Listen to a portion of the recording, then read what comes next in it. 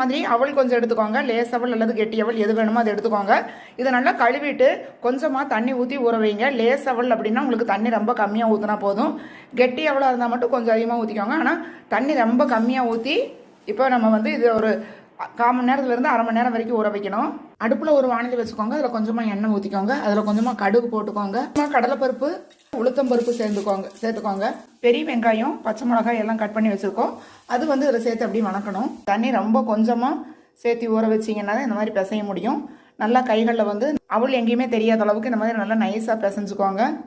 இப்போ வெங்காயம் வந்து நம்மளுக்கு இந்த அளவுக்கு வணங்கினா போதும். இப்போ இந்த அவள் எல்லாம் இந்த வெங்காயத்தில் போட்டு இந்த மாதிரி வணக்கி எடுத்துக்கணும்.